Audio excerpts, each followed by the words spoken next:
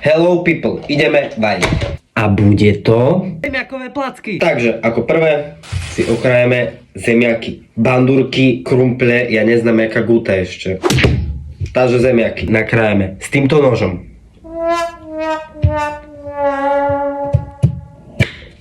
Dobre, ne? Ináč, prvýkrát v živote asi si idem uvariť, že zemiakové placky. Teda usmažiť, či čo to idem ja vlastne robiť.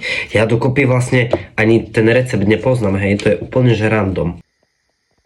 Uvarené zemiaky počkáme, kým budú studené, potom pridáme soľ a múku a ideme na cesto. Toto malo byť srdce, hej, ale nevyšlo. Nasledovne dáme štipku oleja. No dobre, ešte tak trošku. Už ľudia, mal som dať, že štipku oleja. Ja som dal trošku viac.